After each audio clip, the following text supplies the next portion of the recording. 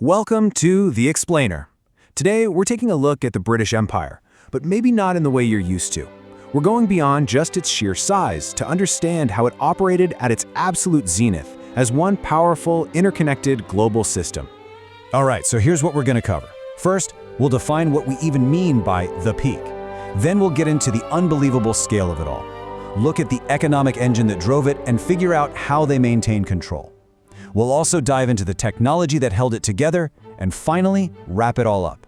So first things first, when we say the peak of the British Empire, what are we really talking about? It's not just a single date on a calendar, but a very specific era where a bunch of things came together perfectly. We're zooming in on the late 19th and early 20th centuries, let's say from around the 1870s up to the start of World War I.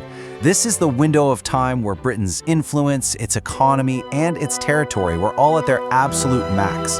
And you've got to understand, this wasn't just about planting flags on maps. It was a time of total supremacy. You had the biggest territory, complete dominance of global trade, the most advanced factories, and a military that nobody could touch, all of it working together. And that's the real story here. It wasn't just about being big. It was about how this enormous global network actually worked, how it was all managed. So with that in mind, let's take a look at the incredible scale of this thing. And when we talk about scale, the numbers are, well, they're honestly kind of mind-boggling, even today. I mean, just try to wrap your head around that for a second. At its height, the empire controlled about a quarter of the entire planet's land surface. Just an unbelievable amount of territory and diversity. And it wasn't just land, it was people. We're talking 1 out of every 4 people on Earth living under British rule. That fact alone makes it the largest empire in all of human history. This incredible global reach is what led to that famous phrase, which, was a lot more than just a catchy slogan. It was literally true, because the empire was so spread out across the globe, from Canada to Australia, from India to South Africa. It was always daytime somewhere. It really shows you that constant, 24/7 global presence. So the big question is, right, how do you keep an operation that huge running? Well, the answer really comes down to one thing: economics. The empire was built around a really powerful and self-reinforcing economic engine. At the heart of that engine was the simple but incredibly effective 3-step cycle. Think of it like a conveyor belt. Take raw materials from the colonies, turn them into finished products in Britain, and then sell those products right back to the colonies. So, step 1, get the raw materials. The colonies were basically treasure troves of natural resources. You had cotton and tea pouring out of India, valuable minerals and rubber from across Africa, tons of sugar from the Caribbean. The list goes on. Then, all those raw materials get loaded onto ships and sent to Britain. And why Britain? Well, thanks to the Industrial Revolution, it had become the workshop of the world. It had all the advanced factories and machinery needed to process this stuff on a massive scale. And that brings us to the final and kind of brilliant step in the cycle.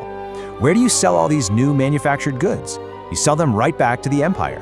It created this perfect closed loop, where the colonies were both the supplier and a guaranteed customer. But of course, a system like that doesn't just run itself. You have to maintain control over this huge, sprawling territory. And that took more than just money. It took real power, organized around a few key pillars. The absolute foundation of all this power was the Royal Navy. I mean, it was, without a doubt, the most powerful naval force on the planet. With better ships, more funding, and bases all over the world, it basically controlled the oceans. So what did the Navy actually do? Well, its job was to protect all those vital trade routes we just talked about, defend the colonies from any rivals, project British force anywhere it was needed, and basically act as the gatekeeper for the high seas. Now, on the ground itself, Britain used a couple of different playbooks. Sometimes they used direct rule. British officials just came in and ran the whole show. But more often, they used indirect rule. They'd keep the local kings or chiefs in power to govern for them, just under British supervision. It was a pretty clever way to reduce resistance and keep things running smoothly. And this control wasn't spread out evenly. It was all about holding key strategic points, the nerve centers of the empire. You had India, the jewel in the crown, a massive source of wealth and manpower. Egypt, which controlled the Suez Canal, that critical shortcut to Asia. South Africa, with its incredible gold and diamond mines. And Singapore, the key trading hub in the Far East. Okay, so you've got all this territory, but how do you actually connect it all? How do you manage it from day to day? Well, the solution was a massive feat of engineering.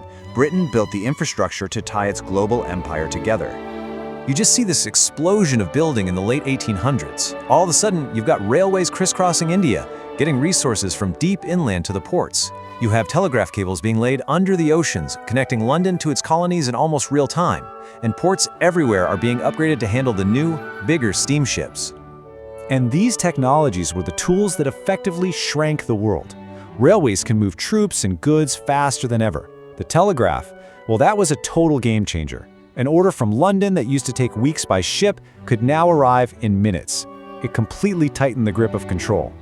And here's a really important point. This network wasn't just for moving goods and soldiers, it was a pipeline for influence. The English language, British legal systems, and new forms of education all spread along these new routes. And that changed cultures all over the world. Okay, so let's pull all of this together. When we look back at the empire at its absolute peak, what's the big picture? What does it all mean? Well, this was the moment when all the pieces of the puzzle just clicked into place. You had the maximum territory, a super efficient economic machine, an unbeatable military, and the technology connecting it all. It was a system where every single part supported every other part. But, and this is a big but, holding it all together was incredibly difficult. The system was under constant strain. There was always resistance from local populations. It was unbelievably complex to try and manage so many different cultures, and of course, it cost a fortune to maintain that global military and administration. So, in the end, the story of the British Empire at its peak isn't just about its size, it's about its structure. It was a testament to organized power, a highly interconnected system that for a brief time truly did reshape the entire world. And that really leaves us with one final thought, doesn't it?